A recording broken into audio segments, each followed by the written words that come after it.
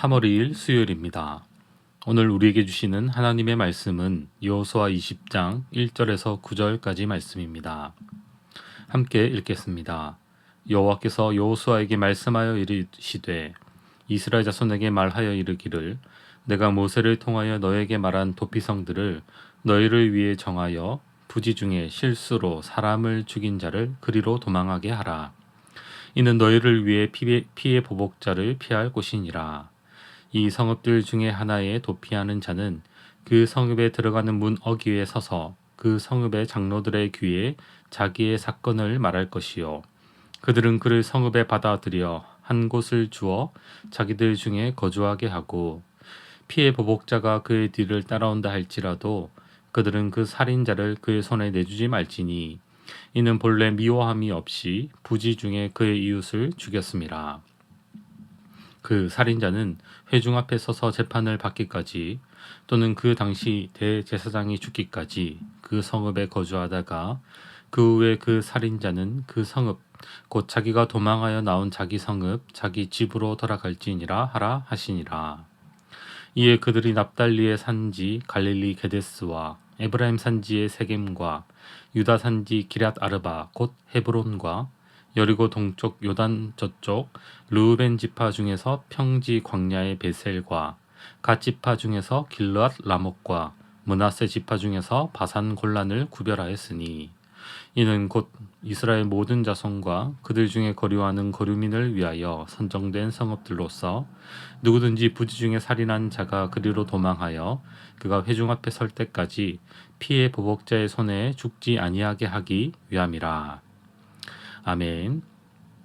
여호수아 19장까지 이스라엘 12지파의 땅 분배를 다 마쳤습니다. 그러나 아직 기업을 분배받지 못한 한 지파가 남아 있었습니다. 바로 레위 지파입니다. 레위 지파는 땅을 분배받지 않고 성읍을 분배받게 되는데 가나안 전체에 흩어져서 48성읍을 분배받게 됩니다. 그리고 그 중에 6성읍이 바로 6성읍이 오늘 본문에 나오는 도피성이었습니다. 하나님은 20장에 여호수아에게 말씀하셔서 이스라엘 자손들로 이스라엘 자손을 위해 도피성들을 정하도록 하십니다. 1절에서 2절 말씀입니다. 여호와께서 여호수아에게 말씀하여 이르시되 이스라엘 자손에게 말하여 이르기를 내가 모세를 통하여 너에게 말한 도피성들을 너희를 위해 정하여. 이 도피성은 하나님이 모세를 통하여 이미 이스라엘 백성에게 말씀하신 것입니다. 민수기 35장 9절에서 11절 말씀입니다. 여호와께서 또 모세에게 말씀하여 이르시되 이스라엘 자손에게 말하여 그들에게 이르라. 너희가 요단 강을 건너 가나안 땅에 들어가거든 너희를 위하여 성읍을 도피성으로 정하여 부지 중에 살인한 자가 그리로 피하게 하라. 지금 모세에게 말씀하신 요단을 건너 가나안 땅에 들어온 때가 지금이므로 이스라엘 백성은 그들을 위하여 도피성을 정해야 하는 시기라는 것입니다. 그리고 본문 3절에서 6절까지 도피성이 어떠한 역할을 하는지 말씀하고 있습니다. 도피성은 3절에 나와 있듯 부지 중에 실수로 사람을 죽인 자를 도피성으로 도망하게 하여 실수로 사람을 죽인 자를 피해 보복자로부터 보호하는 성읍입니다. 이때 당시에는 율법에도 명시되었듯이 고의든 실수든 사람을 죽이면 그 죽임 당한 가족 중에 피해 보복자를 정하고 그 살인자를 쫓아가서 반드시 죽이도록 되어 있었습니다. 출애굽기 21장 12에서 13절은 이렇게 말씀합니다. 사람을 쳐 죽인 자는 반드시 죽일 것이나 만일 사람이 고의적으로 한 것이 아니라 나 하나님이 사람을 그의 손에 넘긴 것이면 내가 그를 위하여 한 곳을 정하리니 그 사람이 그리로 도망할 것이며 하나님이 모세에게 주신 이스라엘에게 주신 율법에 명시되어 있듯이 사람을 고의든 실수든 그 사람을 반드시 죽여야 했지만 만약 실수로 그를 죽였다면 그 사람을 위해 도망할 곳을 마련하겠다고 말씀하십니다. 바로 도피성에 대한 말씀이죠. 그래서 만약 실수로 사람을 죽인 자는 도피성으로 도피할 수 있었습니다. 그리고 그는 그 성읍에서 재판을 받게 됩니다. 그 재판으로 고의로 죽인 것이 아니라 실수로 사람을 죽인 것이 입증이 되면 그 도피성 안에 자신의 생명을 보호받으면서 살아갈 수 있게 되는 것입니다. 그래서 만약에 피해 보복자가 따라온다고 해도 그 부지 중에 살인한 자를 이 도피성은 내어주지 않게 되는 것입니다. 그리고 실수로 사람을 죽인 자는 회중 앞에 서서 재판을 받을 때까지, 또 대제사장이 죽기까지 그 도피성에 계속해서 거주하게 되고, 대제사장이 죽은 후에는 자기의 고향으로, 집으로 돌아갈 수 있게 되었습니다. 이제 이스라엘 백성은 하나님의 말씀에 따라 요단 서쪽 편의 세 곳을 도피성으로 정합니다. 7절 말씀입니다. 이에 그들이 납달리의 산지 갈릴리 게데스와 에브라임 산지의 세겜과 유다 산지의 기럇 아르밧 곧 헤브론과, 그리고 요단 동쪽 편에도 세 곳을 도피성으로 정합니다. 8절 말씀입니다. 여리고 동쪽 요단 저쪽 르우벤 지파 중에서 평지 광야의 베셀과 갓 지파 중에서 길르앗 라목과 므낫세 지파 중에서 바산 골란을 구별하였으니, 이렇게 서편의 세 성읍, 동편의 세 성읍, 이렇게 도피성을 정하는 이유는 무엇입니까? 지도에서 요단 서쪽의 게데스, 세겜, 헤브론과 요단 동편의 베셀, 라못, 바산 골란을 찾아보면 이 도피성들은 가나안 땅 전체 고른 간격을 가지고 성읍이 분포되어 있는 것을 볼 수 있습니다. 그래서 가나안 땅 어디에서든지 부지 중에 실수로 살인한 자가 피해 보복자로부터 죽임을 당하지 않고 피할 수 있도록 너무 멀지 않고 접근하기 쉬운 곳에 가장 가까운 성읍으로 피할 수 있도록 지정이 된 것입니다. 그리고 신명기 말씀에는 그 도피성으로 가는 길을 닦아 놓도록 하여 살인자가 쉽게 그 도피성으로 피할 수 있도록 했습니다. 신명기 19장 3절 말씀입니다. 내 하나님 여호와께서 내게 기업으로 주시는 땅 전체를 세 구역으로 나누어 길을 닦고 모든 살인자를 그 성읍으로 도피하게 하라. 그리고 이제 레위지파의 48성읍 중에 6성읍을 구별하여 도피성으로 정하게 된 것이죠.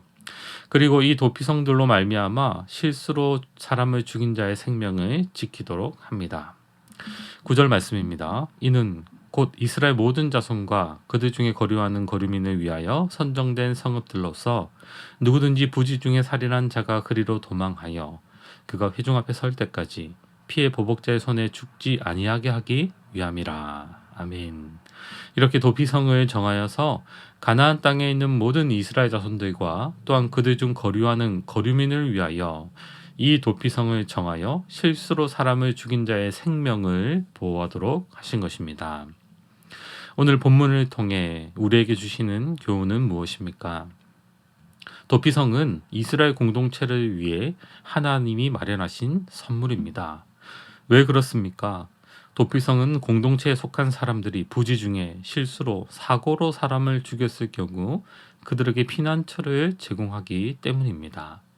실수로 사람을 죽였어도 도피성으로 도망가서 피하기만 하면 피해 보복자로부터 생명을 보호받을 수 있고 더 이상 보복을 당하지 않게 되는 것입니다. 만약 약속의 땅에, 이 가나안 땅에 도피성이 없다면 실수로 사람을 죽인 자도 반드시 죽임을 당하게 되어 있습니다. 그렇게 되면 보복이 또 다른 보복을 낳게 되고 이스라엘 공동체 전체가 하나가 되어 하나님의 거룩한 백성으로 이 가나안 땅에서 살아가지 못할 수도 있는 것입니다. 하나님이 도피성을 주신 이유는 하나님이 약속하신 가나안 땅에서 무죄한 자의 피를 흘리지 않게 하므로 하나님의 백성으로 거룩하게 살아가도록, 피해 보복이 더 이상 일어나지 않도록 악의 반복되는 악순환을 끊고 은혜가 지배하는 그런 거룩한 자로 살아가도록 하기 위해서 도피성을 주신 것입니다. 이 도피성은 결국에는 우리 주 예수 그리스도를 가리킵니다. 하나님의 백성의 공동체뿐만 아니라 이스라엘에 사는 거류민들도 누구든지 부지 중에 살인한 자들은 이 도피성으로 도망칠 수 있었습니다. 그래서 죄의 형벌을 면하여 생명을 지킬 수 있는 길을 열어 주신 것입니다. 부지 중에 살인한 자는 누구든지 도피성으로 피하기만 하면 죽임을 면하고 생명을 얻을 수 있는 것입니다. 우리도 예수 그리스도를 믿음으로 하나님 앞에 모든 죄악의 고리, 보복의 고리를 끊고 그리스도의 은혜로 용서받음으로 이제 은혜의 지배를 받는 자가 된 것입니다. 그래서 악한 보복이 난무하는 세상 가운데서 은혜와 사랑이 지배하는 하나님 나라의 백성으로 거룩하게 살아갈 수 있도록 하신 것입니다.